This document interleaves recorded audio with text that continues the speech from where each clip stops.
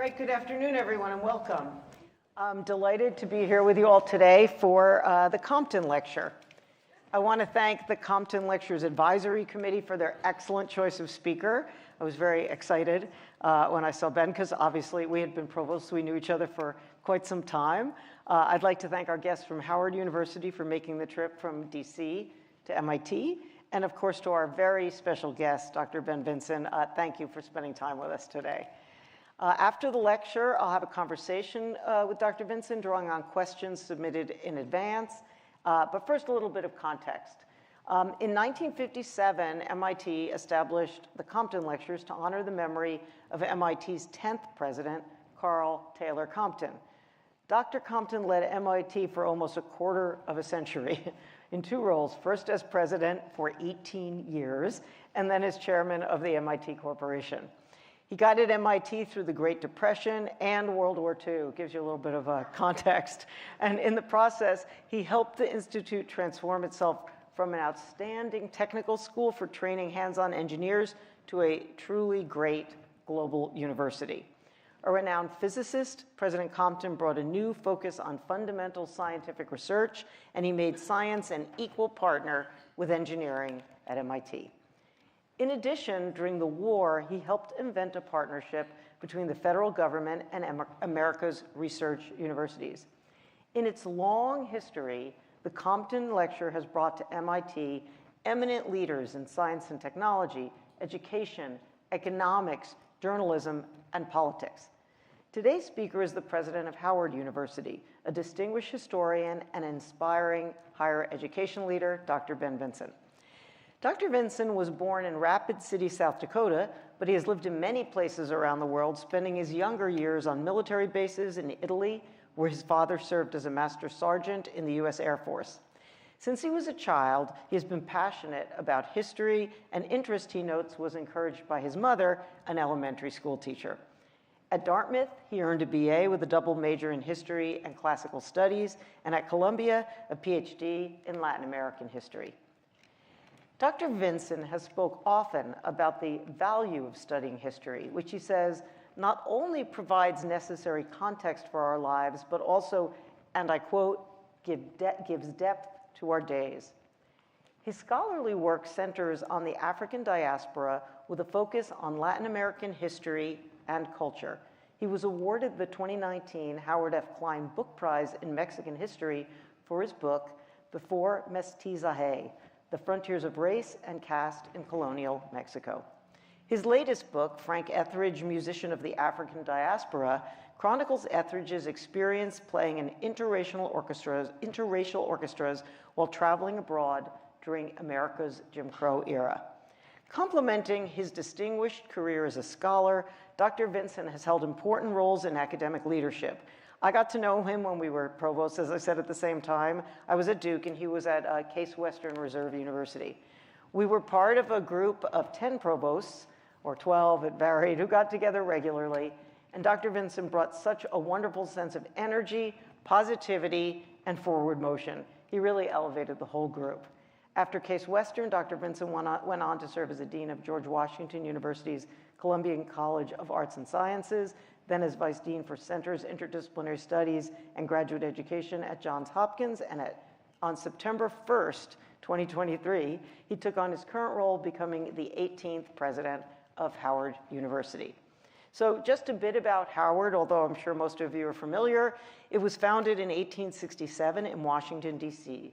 It's one of the country's leading historically Black colleges and universities, or HBCUs, and also a leader in the STEM fields. The Howard and MIT communities share many core values and goals, including a focus on research that goes beyond the lab and the classroom to make a positive real-world impact.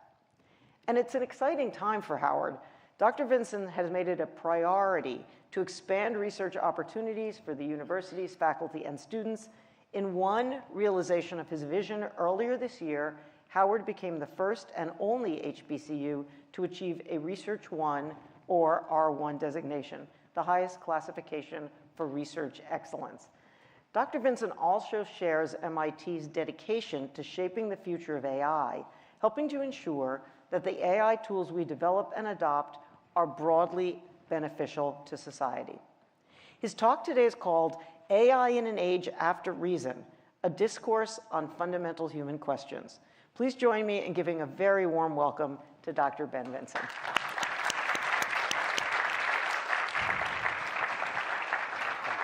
Thank you so much. Oh, okay, well, yeah.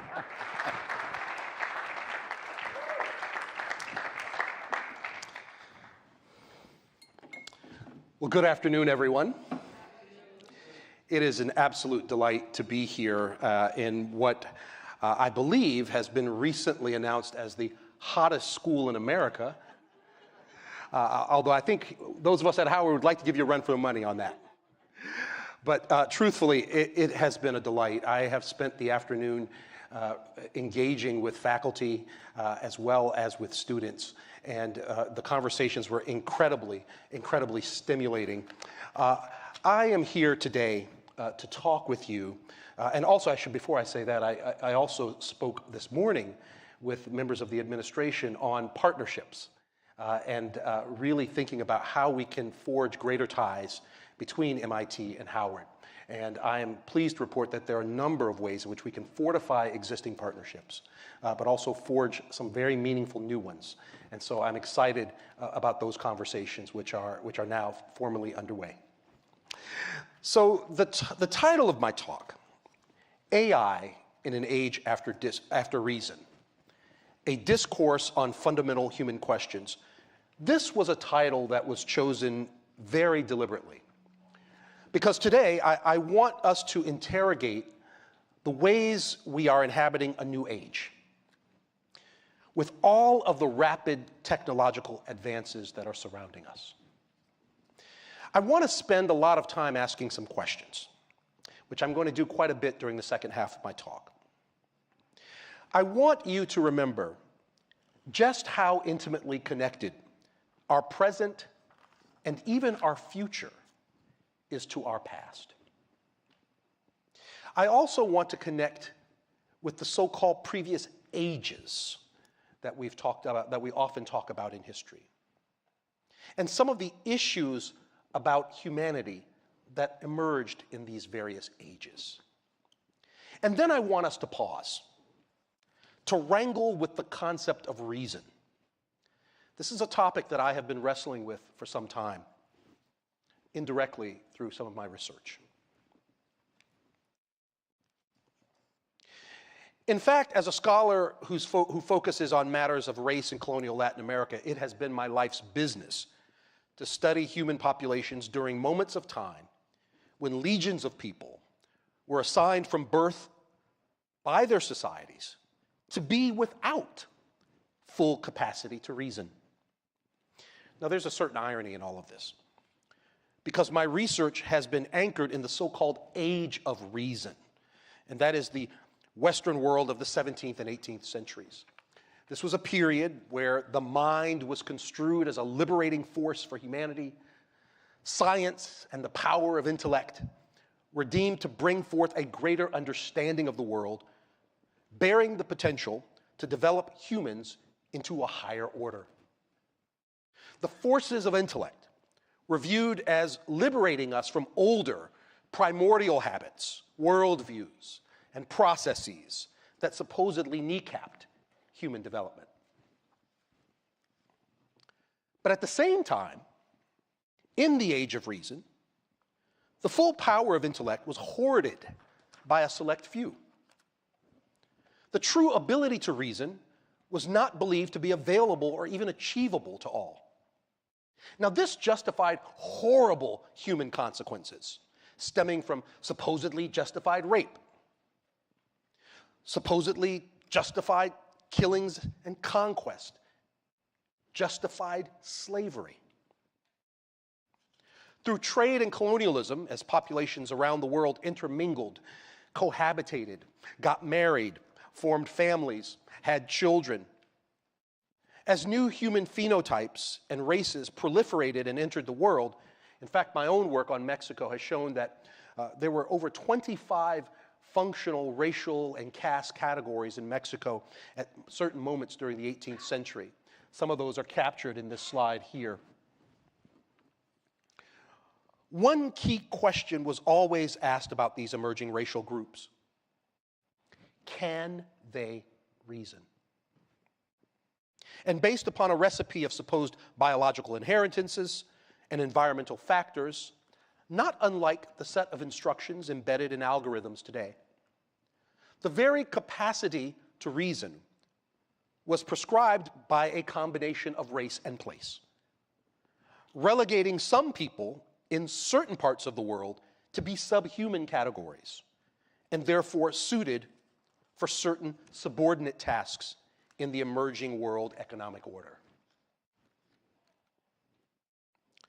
To reason, then, has been a deep subject in history. It has categorized so much of the history of the West and has played such an important part in the shape of today's modern world. 17th century Cartesian philosophy perhaps sums up some key aspects of the Age of Reason well. The mind and body could be deemed as separate forces. Knowledge was seen to be gained by questioning your senses. Doubt became an essential and necessary avenue to discovering truth. And succinctly, in the famous words of René Descartes, the ability to reason had a singular, profound outcome. It was he who in 1637 famously said, "I think, therefore I am." Flash forward to now. Or at least let me take you to a moment in my life just a few months ago. I cannot forget the moment when I was sitting at my desk at home, drinking a cup of tea, when I decided to run a quick query on ChatGPT. I don't really remember exactly what I was looking for, and that's probably because I spied a button at the bottom of my iPad that drew my attention, asking me if I wanted the technology to reason. I froze. Now, although I now know that this button is really there to show users how the machine model arrives at particular conclusions and answers, revealing the steps and the logic that it follows. Still, at that moment, the idea of AI actually reasoning shook me. To me, the prompt is loaded with the history of human reasoning, as much as it is a marker of the advancement of technology. As we move towards equipping AI with general intelligence, there remain, in my mind, fundamental, unsolved questions in our own human journey of reasoning that are now still unreconciled. Notably, the rifts in human populations sparked by the Age of Reason have not been fully bridged. Let me restate it again. Reasoning over time has not just served to define what is human and what it means to be human, but who could be fully human. In some ways, this question still lingers as cultures jostle with differences of perceived intelligence that justify subordination, creating hierarchies of human life. Whether supported and influenced by class markers, ethnic origins, race, nationality, or other cues, we have not fully subscribed to an evenness in humanity and the human condition. And unfortunately, we see this played out in the politics of our world over and over again. We see it in our social interactions, in who we choose to include or exclude at times in our clubs, in our cliques, in our societies. So the simple, innocent ChatGPT query that stared me in the face on my iPad screen that evening. Would you like for me to click, or would you like to click, Mr. Human, for me to reason for you? This prompted me to rethink the simple Cartesian philosophical question posed by René Descartes. If it thinks, then what are we? If it reasons, are we moving towards an age after human reason? Just what are we in an age after it learns to reason? And what might that mean for the fundamentally human questions of our humanity? As I take a stab at some of these ideas, let me start first by coming clean, by making a series of what I call my AI confessions. These will set the stage for what I'm about to say for the rest of this afternoon. I confess that I believe that artificial intelligence is not merely a technological advancement. It is potentially a force reshaping the very foundations of society, humanity, and the academic institutions we represent. I also confess that as leaders in education and research and universities, and all of us that are in these spaces, that we have a critical role to play in addressing the philosophical, ethical, and existential questions that AI presents. I confess that I believe that MIT is a very special place to steward the work of the future AI. And finally, I confess that you will need partners in that work, and that places like Howard University are absolutely vital for that work. As I make my confessions to you, I am mindful that I'm also a man of three selves. Together with my confessions, these selves enable me to pose a series of questions about what I believe are fundamental to what we must face in an age after reason. First, as a historian, I recognize how past technological revolutions, from the printing press to the Industrial Revolution, have disrupted societies, reshaped economies, and redefined human identity. AI follows in this trajectory, but with a fundamental difference. It does not merely extend human labor. It challenges human cognition itself. If AI ultimately inspires a tilt towards STEM disciplines in higher education, contributing to a potential crowding out of the humanities, what will this mean for our intellectual and cultural evolution? Does a world with fewer humanities truly represent human progress? Or does it mark an irreversible shift where technological rationality eclipses humanistic inquiry? This leads me to my second self. I am a humanist. And in this aspect of myself, I am guided by enduring questions of humanistic inquiry. What does it mean to be human? How do we define and pursue justice? How can we cultivate lives of meaning and dignity in an era of profound technological transformation? The humanities, rooted in empathy, creativity, and the pursuit of wisdom, offer indispensable tools for interrogating the moral and existential challenges posed by AI. They remind us that technological progress must serve humanity and not the other way around. But can AI and the humanities truly coexist? Or are we witnessing a reconfiguration of human knowledge itself?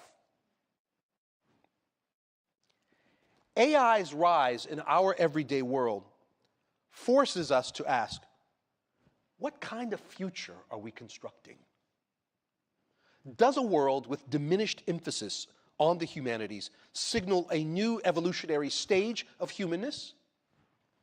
One in which our narratives, our histories, our philosophies are increasingly mediated, perhaps even rewritten by intelligent machines?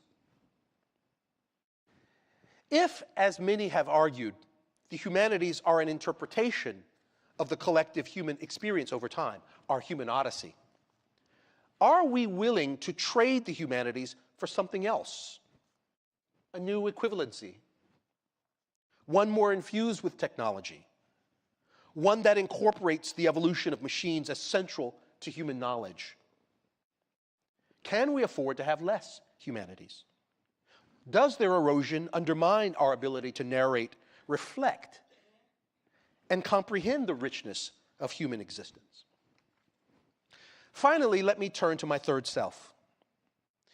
As the leader of a historically black college and university, HBCU, I bring the perspective of an institution that has long served as both a product of and a response to systemic inequities.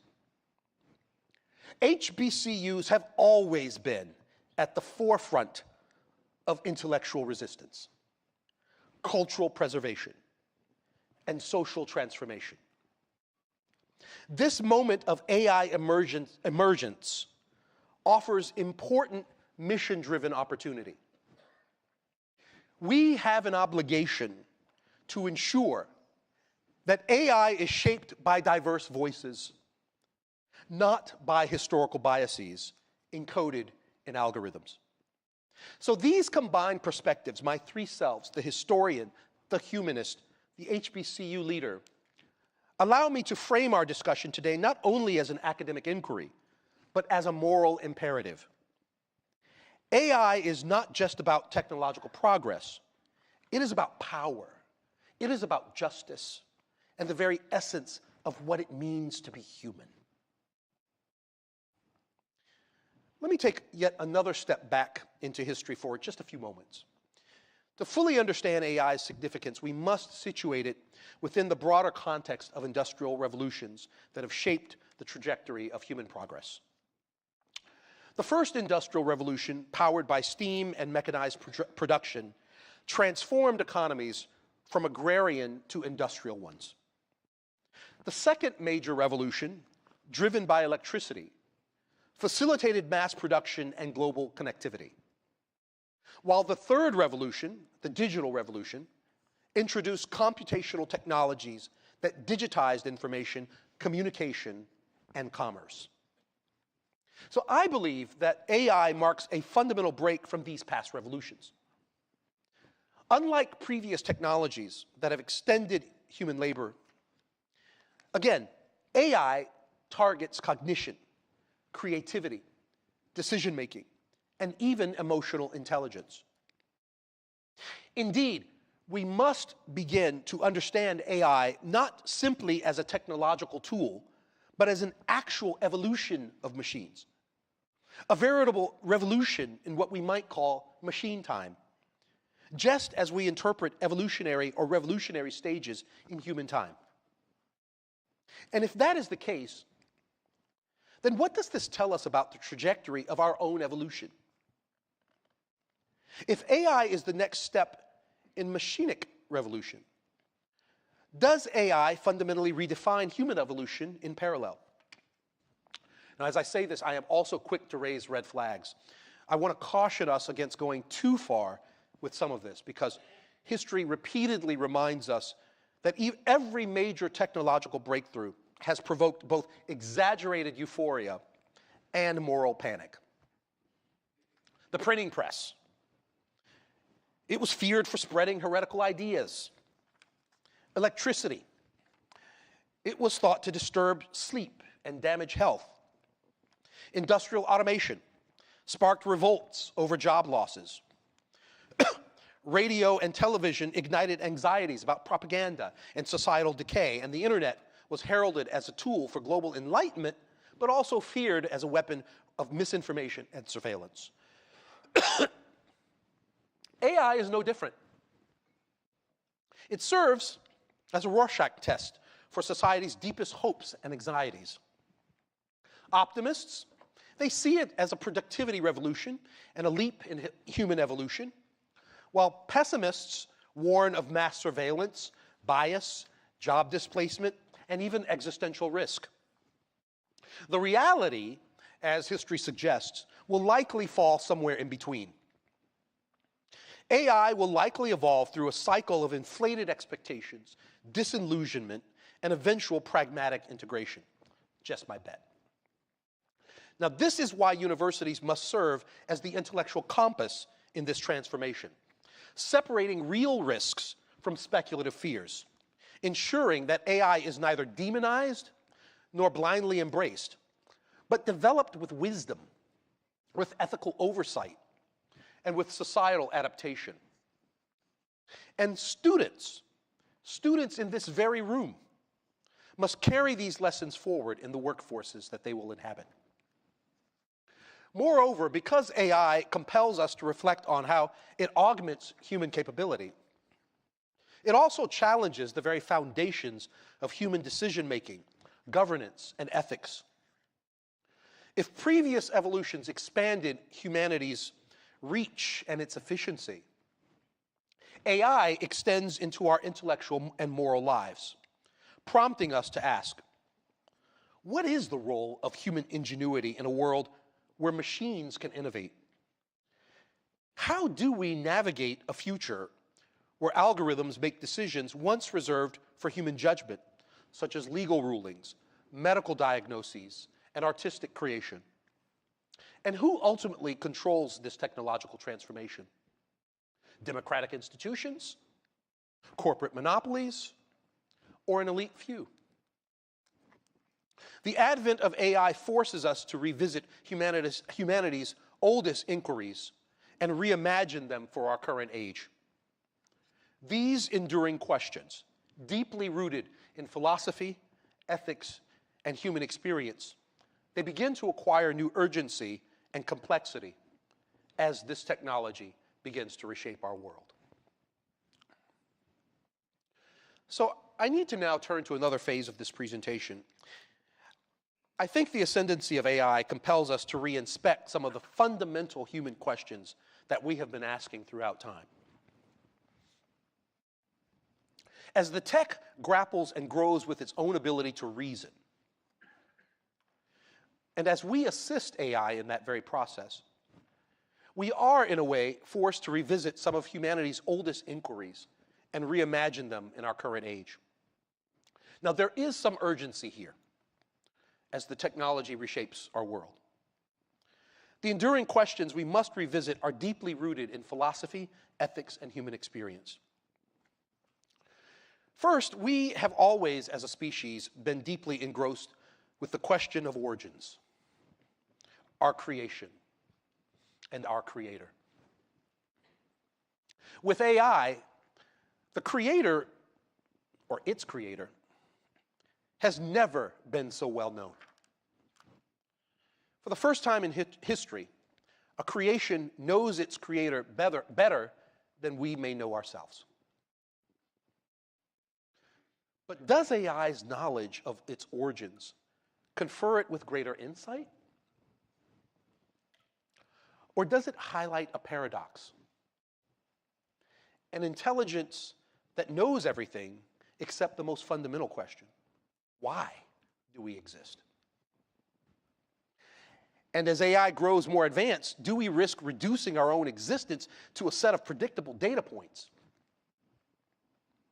Is the essence of our human saga our capacity for unpredictable and unfolding journeys? Is this at risk in a world of predictive algorithms?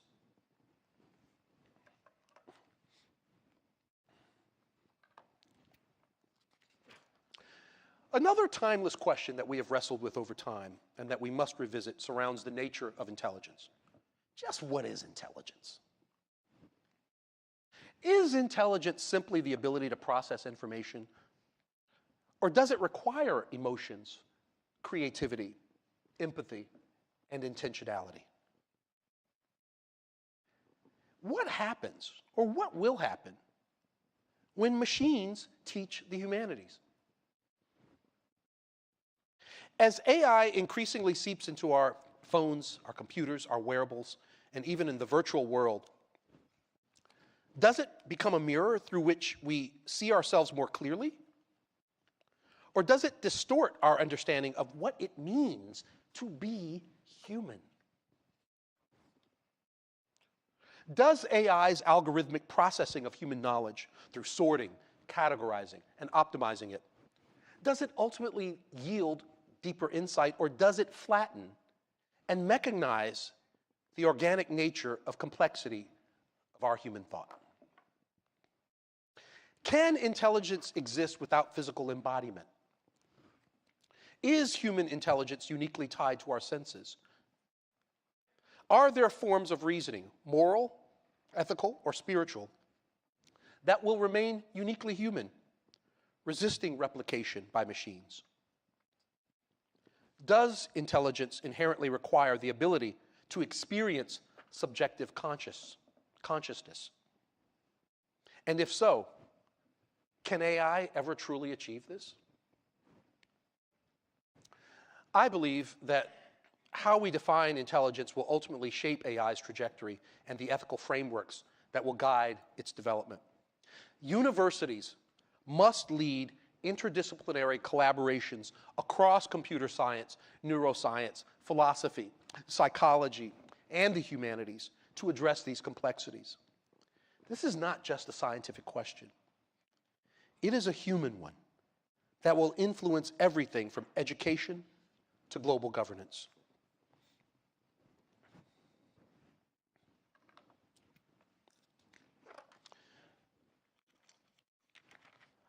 Now, another question that has often been asked is, what is the good life? This is a really important one that, of course, has emerged in the classical world with some alacrity and with some profundity. Philosophers like Cicero argued that the good life centers on the pursuit of virtue and wisdom. Can AI enhance our pursuit of virtue and wisdom? Does it risk automating critical aspects of human reflection? Does a world that increasingly defers to AI for decision-making and artistic creation, and even ethical deliberation, does that reflect a more advanced society? Or does it signal a quiet surrender of human agency?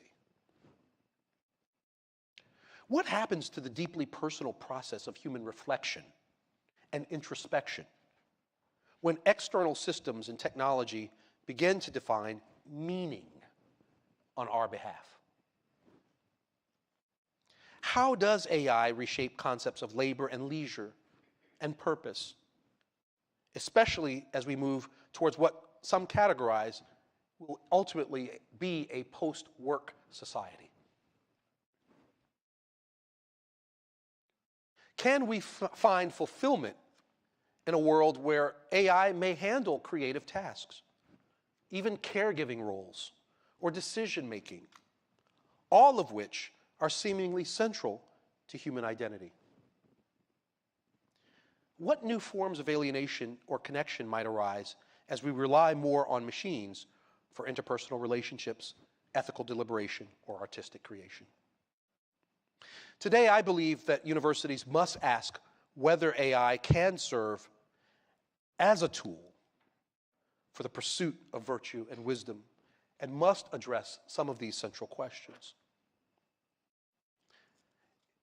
As AI expands its influence, we must critically evaluate whether it deepens human experiences or narrows them into more algorithmic optimization. What is the nature of knowledge? This is often asked. Can we trust AI-generated knowledge, especially in an era of deepfakes and misinformation? And I know a lot of work is being done on that right here. What happens when machines begin creating new knowledge? What happens when they begin conducting research? When they begin running experiments? When they do those experiments at scale? How does this challenge traditional roles of human creativity in academia? How does delegating knowledge creation to AI, how might that impact human intellectual agency? And how do we ensure that AI systems are fair, unbiased, and accountable, so that they circulate knowledge that is also fair, unbiased, and accountable? Can we create a global framework for AI ethics that prioritizes humanity as a whole? Or will AI's development remain dictated by a small set of powerful actors? Again, universities must rise to the call. Our faculty, our students, our administrators must redefine how knowledge is created, how it's validated, how it's shared. Digital literacy transparency in algorithms, and critical thinking must become cornerstones of education. Moreover, institutions should safeguard the human capacity to interrogate and challenge the authority of machine-generated insights, ensuring that the technology remains a tool rather than an unquestioned arbiter.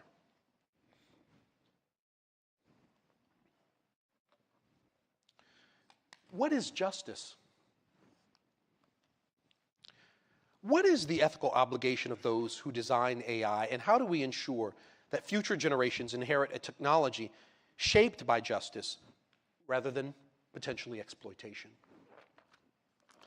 Closely related to this, how do we address the historical inequities encoded in AI systems, ensuring that marginalized voices shape its future? What is intergenerational justice in an AI age? Just stated another way, how do we ensure that the benefits and risks of AI are equitably distributed across generations so that no one generation bears the brunt of negative repercussions?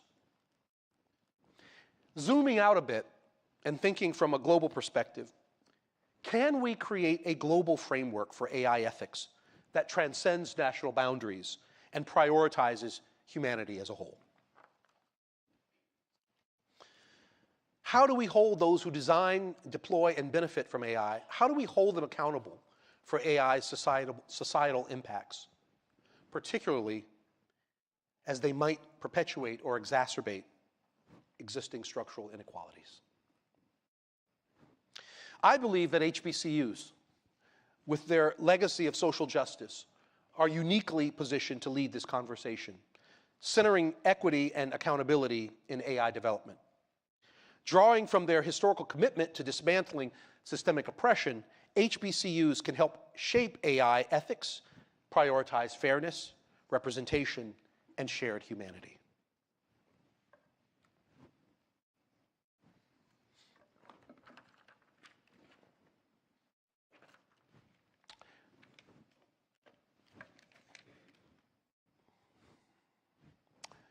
I know that many of the following questions and some of the previous ones have been asked repeatedly in companies and universities across the globe. Yet, I do believe that we need to double-click on them, and especially in the age that we're living in now. We have to focus on what distinguishes humans from machines. And what does that? Is it creativity, morality, empathy, or culture? How does AI redefine human relationships and community building as machines become more integrated into our lives? And can human dignity be preserved when AI systems increasingly make decisions in healthcare, in law enforcement, and in employment? What role does spirituality, art, or philosophy play in maintaining our humanity when AI challenges traditional notions of human uniqueness? Can we ensure that as machines replicate aspects of human behavior, they do not diminish the irreplaceable value of human diversity, individuality, and lived experience? Once again, universities must guide these existential conversations, ensuring that AI enhances our shared humanity rather than diminish it. This requires not only rigorous ethical inquiry, but also a commitment to fostering creativity, empathy, and dialogue in both human and machine interactions. In short, I believe that as we revisit all of these timeless questions in this current age of AI, we are called to reimagine the very frameworks that have guided human inquiry for centuries. The answers will provide not only a new shape for the trajectory of AI, but quite possibly for our own future as a civilization. I know that universities, as spaces for critical thought and moral leadership, must rise to the challenge, ensuring that AI advances human dignity, equity, and collective flourishing. This is our institutional calling. It is our mission.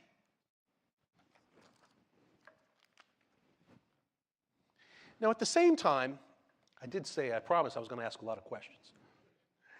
At the same time, It goes without saying that AI also compels us to explore entirely new dimensions of thought, raising questions that humanity has never confronted before. These challenges not only require technological expertise, but also demand new philosophical, ethical, and interdisciplinary reflection to guide our understanding of the unprecedented. Agency. What is it? Can machines truly possess it? Intentionality. What is the nature of machine intentionality? Are AI decisions merely computational processes, or do they reflect a new emergent form of intelligence with its own goals, its own priorities? Can machines now possess agency? How do we determine moral accountability when machines act autonomously? Who is responsible when AI systems cause harm? When designers, operators, is it designers, operators, or the systems themselves? How does AI impact autonomy and freedom in a world of surveillance and control? To what extent does the pervasive use of AI in surveillance systems compromise individual privacy and personal liberties? And what ethical frameworks can prevent AI from being weaponized for authoritarian control and mass manipulation? And how do we navigate the geopolitics of AI? How can universities foster global collaboration in AI research while avoiding the widening of power imbalances, digital colonization, or exploitation of the countries in the global south, such as Latin America, countries in Africa? How can we avoid this? And what mechanisms can ensure equitable access to AI technologies and benefits for all nations, rather than concentrating advantages among a few powerful countries or corporations? AI also has an ecological footprint. How do we align this with development and sustainability goals? Can we harness AI to develop solutions to environmental challenges, things that are already underway, of course? And as AI systems demand more and more intense computational power, what are the impacts of this? These questions, new ones that are surfacing with the technology, demand immediate attention and must be central to academic inquiry, to our research, to our public discourse. Universities, as the conscience of society and hubs of innovation, must lead the way in addressing these issues with rigor, with responsibility, and a commitment to the common good. Only by confronting these questions can we ensure that AI contributes to a sustainable, equitable, and just future for humanity.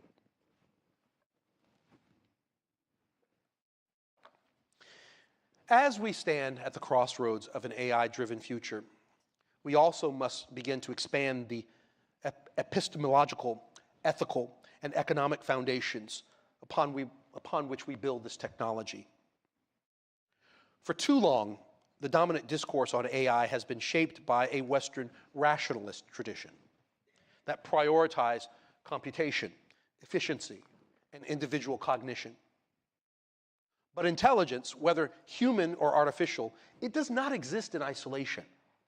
It is embedded in relationships, in histories, in ecosystems, and in cultures that shape how knowledge is produced, how knowledge is shared, and how knowledge is applied.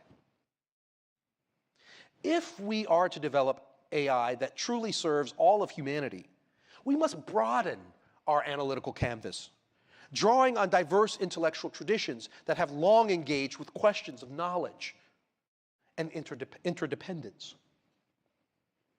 Indigenous epistemologies provide a critical lens through which we can rethink AI's development, its ethics and governance. These knowledge systems are inherently relational, holistic, interdependent. They see intelligence not as an abstract or extractable entity, but as something that emerges through lived experiences, through community relationships, through deep engagement with the natural and the spiritual worlds. Unlike dominant Western paradigms, which often separate knowledge from ethics and intelligence from wisdom, indigenous traditions emphasize reciprocity, collective responsibility, sustainability, values that we must have with AI. Moreover, the current AI landscape is dominated by a handful of powerful corporations and governments, largely in the global north. Indigenous worldviews challenge the anthropocentric and monopolistic assumptions that dominate AI discourse. They reject rigid separation between human and non-human intelligence, and instead offer a vision of more than human intelligence, in which AI, like animals or ecosystems and ancestral knowledge, AI is then part of a web of interdependent agency.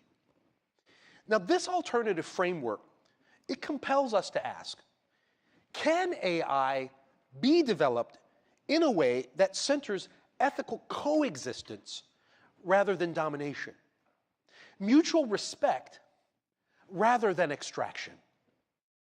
Can governance models rooted in collective sovereignty replace the current AI paradigm of corporate control and unilateral decision-making?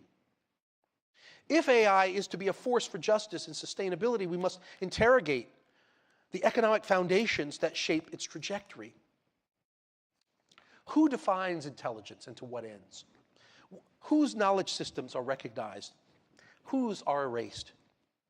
Who benefits from AI's development? Who bears its costs? How might we create AI that is not just an instrument of economic or political power, but a tool for collective flourishing, environmental balance, and ethical engagement with such a world? An expansion, and really this is the point, and I am also fully aware that I am creating a binary for effect. But still, expanding our epistemological and ontological and ethical understanding, it raises some very profound questions. How can AI interrogate indigenous epistemologies? Again, such as this notion of relational intelligence, this notion of interdependence, non-human agency. How can AI integrate these epistemologies to move beyond reductionist definitions of intelligence and move towards a more inclusive and pluralistic understanding? If intelligence is more than computation, if it is also emotional, if it is also spiritual,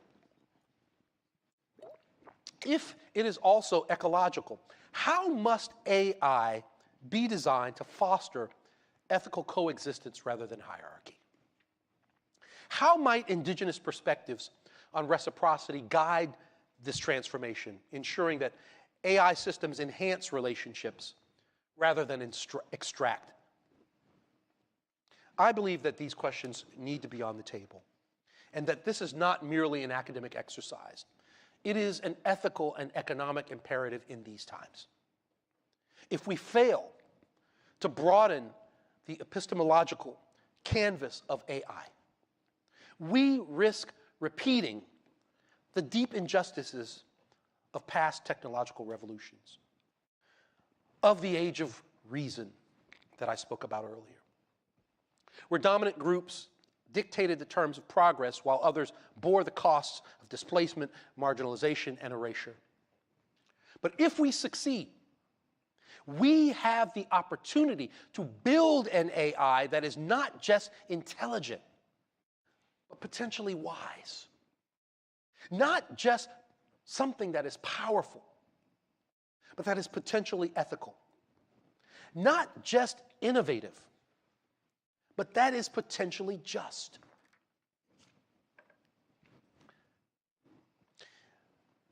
I've been alluding to this throughout the talk. Universities, universities, universities. We occupy a vital position in shaping the development, the deployment, and the impact of AI on our society. As stewards of knowledge and innovation, as stewards of ethical inquiry, we must lead with vision. We must lead with accountability and a commitment to the public good. This leadership involves addressing the multifaceted challenges and opportunities posed by AI through a combination of expertise, collaboration, and proactive engagement. I have 6 points. Advancing ethical AI development. We must take the lead in creating those ethical frameworks that guide AI's alignment, not just with human values, but again, with justice and equity. By fostering interdisciplinary opportunities across our campuses, we can anticipate potential harms, set standards for transparency and fairness, and inclusivity in AI design. And this effort must also evolve dynamically, ensuring ethical guidelines remain relevant as this technology advances. 2, shaping thoughtful AI education. Preparing students to thrive in the AI-driven world requires more than just technical skills. Universities must integrate critical thinking, ethics, and data literacy into all fields, ensuring that students understand the broader societal impacts of AI. And this involves developing curricula that challenges students to reflect on the ethical and existential dimensions of their work, while also equipping them to lead in uncertain and dynamic landscapes. 3, facilitating public dialogue. We are knowledge-producing institutions, and we are uniquely positioned to host open, inclusive discussions on the societal implications of AI. We must act as mediators between academia, between industry, between policymakers, the public, and foster the informed debates on the ethical dilemmas and regulatory policies that must be part of the conversation as we develop AI. By positioning ourselves as hubs of dialogue, universities can ensure diverse perspectives, that those perspectives shape AI's governance. 4, preparing workforce transformation.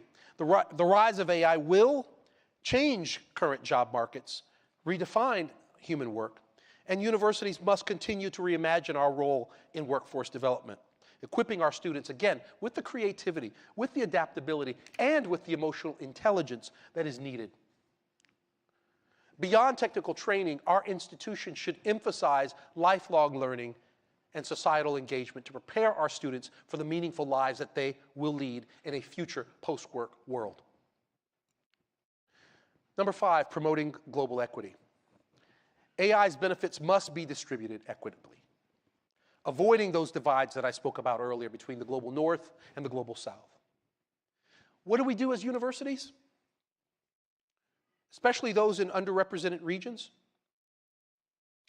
We need to work across the aisle, partner with institutions in various geographies. And we must ensure access to technologies and opportunities for all as we engage in those collaborations. This effort includes fostering special collaborations that amplify voices of historically excluded individuals from technological discourse. Finally, 6, championing sustainability. With AI's substantial environmental impact, universities must lead efforts to develop sustainable technologies. Research into energy-efficient algorithms, green computing, renewable energy solutions for AI infrastructure, these must be prioritized. Moreover, universities must integrate sustainability into AI ethics. Universities, we are the ethical beacons in this moment. We are the innovation hubs. We have the duty to guide society through a transformative era. And by advancing these priorities with urgency and purpose, we can ensure that AI becomes a force for equity, shaping a future that reflects humanity's highest ideals. Now, as the president of a historically black college and university, I bring a perspective, obviously, that is shaped by a legacy of resilience and social justice. A perspective deeply rooted in the mission to uplift marginalized communities and to challenge inequalities. HBCUs have long been incubators of intellectual thought, cultural preservation, and transformative leadership. In the rapidly evolving discourse on artificial intelligence, HBCUs are uniquely positioned to lead in several ways. And on this slide, you see a list of institutions that are pushing and on the cusp of becoming R1. HBCUs can help ensure that AI development centers on justice, focusing on systemic disparities in healthcare, education, and criminal justice, and economic opportunity. Our institutions with a deep commitment to social equity can help lead the charge in creating AI systems that actively dismantle rather than that reinforce historical inequities. HBCU's rich storytelling traditions offer a powerful lens for designing AI systems that amplify human narratives, that preserve aspects of a cultural heritage, and that protect endangered histories. These are institutions that can spearhead initiatives to use AI in archiving oral histories, in digitizing cultural artifacts, and in ensuring that underrepresented voices are not erased in an age of AI. HBCUs can serve as leaders in fostering AI literacy among students from historically underrepresented backgrounds, ensuring that the next generation of AI developers and ethicists and policymakers are drawn from a broad array of experiences. And HBCUs can provide critical insights into how race, technology, and society intertwine, ensuring that AI research and policy addresses unique vulnerabilities that are faced by multiple communities of color. In an age of AI, HBCUs should not be reduced to followers or merely participants in this discourse. They are essential leaders. And by leveraging their historical mission, their intellectual traditions, and their commitment to justice, HBCUs can help shape a vision for AI that benefits all humanity. In conclusion, I will underscore a couple of points. This is not just a technological revolution. It is a test of our ethical principles, our governance structures, and global solidarity. As university leaders, as students and scholars, as educators, we have a profound responsibility to address the challenges and opportunities AI presents. But above all, we must safeguard what is uniquely human. Our capacity for unpredictability, our capacity for odyssey, for storytelling, for ambiguity, for the ability to learn not merely through data, but through lived experience. If AI redefines human evolution, let it do so in a way that honors our essence. Let's guard against those forces that may contribute towards our gradual erasure. Let us commit to this mission, not merely as researchers, but as stewards of the future. Let us guide the world through this transformative age with more wisdom, with foresight, and with an unwavering dedication to the common good. This is not just a technological moment. It is a moment that calls for a form of intellectual courage, moral imagination. Together, we can shape an AI future that honors dignity for everyone, and at the same time, that advances the ideals of humanity itself. Thank you.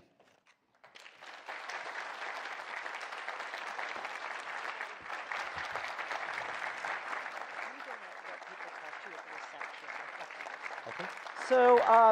So I have to say thank you so much, Ben, and also I'll say that I was going to have some more questions I would ask you, but you have raised every question I could possibly have thought of.